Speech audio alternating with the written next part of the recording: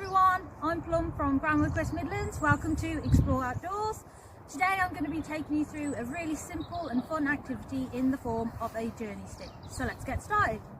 So one of the great things about the journey stick is that it's a nature-based activity, so we hardly need any resources at all. 4 things to be exact. We need some sticks, some natural materials, some wool or string and a pair of scissors. Okay, so before we get started with the activity, we need to go through a little bit of health and safety. So the first thing is we're only collecting natural materials, okay? So nothing man-made. If you're not sure, ask an adult, or if you're in doubt, just don't pick it up. So when I talk about natural materials, I'm thinking about things like leaves or sticks or petals or moss, feathers, just things that you might sort of come across when you're out and about having a walk. So these materials, we're hoping to collect these when you're out and about on a walk, or if you're in a garden, if you've got one, or even if you pop down to the local park with your family. Okay, so when you're collecting natural materials off the woodland floor, for example, make sure you don't pick up anything like mushrooms, because we don't know if they're toxic and dangerous, so avoid those. Also, try and avoid things that are quite smelly, and just go for these types of things here. Okay, so leaves and flowers and moss, and things that have fallen off the trees or the plants, for example.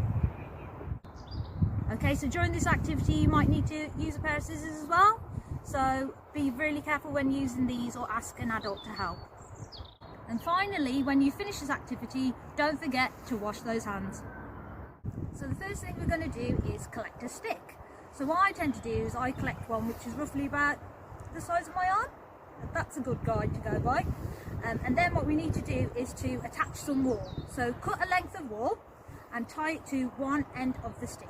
This might be a bit fiddly again, so you might need to ask an adult to help. Once you've tied it to one end, wrap it around a couple of times to make it secure, and then wrap it around the stick like this.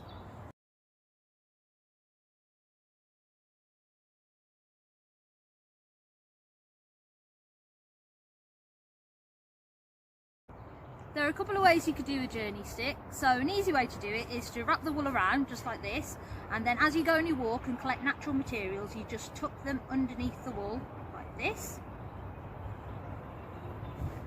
and then it's less fiddly. And also, if you're not very confident with doing knots, it's a really good way to do it this way. Okay, so another way of doing the journey stick is to cut a length of wool. So before you go on a walk, you might want to cut quite a few of these and put them in your pocket. And then as you go along, collect the natural materials, you tie them onto the natural material, and then you pop the wool onto your stick like this and tie it off. So now that you've finished your journey stick, you can take it home and you can hang it up as a decoration, or you can challenge a friend or someone in your family to work out where you went to collect these natural materials on your journey today.